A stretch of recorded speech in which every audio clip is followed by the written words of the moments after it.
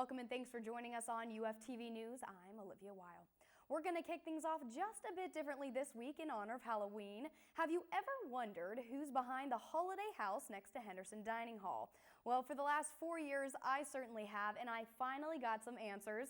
Here's a look inside Rob and Jan Young's spooky tradition. Though another Halloween approaches, University of Findlay students may think twice. But with plenty of spooks both in and outside of their home, Rob and Jan Young keep a family tradition alive. My parents had always had a haunted house. I guess we would trick or treat when we were younger, but as we got older, my parents didn't want us going out and getting into trouble. So they made a deal with us and said, if you scare people coming into the haunted house, you guys get to eat the candy that's left over. So we made sure there wasn't much candy left over. We would stay at my parents' haunted house, and they would bring people in, and we would scare them. A tradition of scaring they now bring close to campus.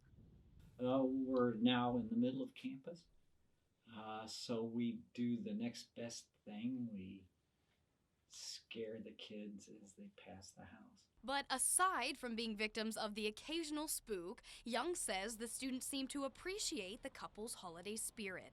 As we're putting up decorations, it's neat because students will stop by and say, hey, love the house, always enjoy the decorations and everything. So it's been evolving since then.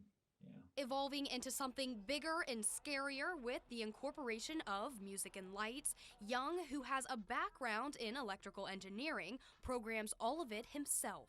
We use 32 channels at Christmas and we use 18 channels at Halloween. And there's a speaker system, so amplifiers in the basement, and I write all the software to control the animatronics. And it's time to the music, so I have software that helps me visualize how the music goes. But all of these decorations go further than just simply getting into the Halloween spirit. It's nice to share some of the decorations and some of the culture that we have with both students that may not have that, or the international students who they're amazed by what they get to see. Mm-hmm. A site that Young says the pair plans to keep setting up a while longer. Well, after we're dead, we'll still haunt the place, so it's not like there's going to be any difference. Right. You know, we'll just pick them up one at a time. I'd like to do it at least another 10, 15 years. Another decade or so for students to enjoy this holiday treat. Well, last weekend was an exciting one for the men's basketball team. The Oilers kicked off their season with an exhibition game against Toledo, but not before some changes were made in Croy. The basketball arena officially became the Niekamp Arena this Sunday, October 27th. This renaming honors former men's basketball coach Ron Niekamp. During his 26 years of coaching, Niekamp had a record of 598 and 185, giving him a winning percentage of 76.4. That's pretty impressive. His most notable accomplishment as head coach was leading the team to a national title back in 2009. The Oiler men fell short to Toledo this weekend, 75-68. They'll return home on November 8th. Former Oiler basketball star Marty Kimbrough was present for the renaming of Croy and the exhibition game last weekend. Kimbrough, who is from Lima, Ohio, is now playing professionally. I had the chance to catch up with him during halftime. Here's a look at our interview. So what have you been up to? What's the season look like? Where are you playing? So I'm playing in Spain. I leave in a few days to go back to Spain for my second year. It's a good division over there and I'm playing really well. So that's basically what I'm doing right now, just working out and staying prepared.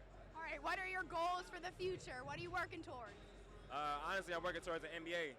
This summer, I had some NBA workouts with 4 or 5 different teams. I got some good feedback from them, so this year I'm going back to Spain, keep developing my game, and hopefully year number 3, playing the NBA. But at some point, that's the ultimate goal, but either way, it's just a blessing to be able to play professional anywhere. Now to fill us in on what's been happening across all Oiler athletics is Kimberly Donah in your Sports Minute. Thanks, Olivia. The UF women's soccer team played their first game as a nationally ranked team this past Friday, where they went on to beat Lake Erie 2-1. On Sunday, they celebrated Senior Day while hosting Ursuline. Though both teams started off slow, the Oilers found the back of the net in the 61st minute and again in the 79th minute. This win keeps their record unblemished, reading 11-0-1. The men's soccer team suffered a tough loss to the 7th-ranked team in the country, Lake Erie, on Friday during their final home game of the season. They will be back in action on the road against Malone on October 31st. The Oiler football team's 4-game win streak came to an end against 6th-ranked Notre Dame of Ohio this past Saturday. Down 2 touchdowns at the half, the Oilers' comeback fell just short, losing the game 24-19.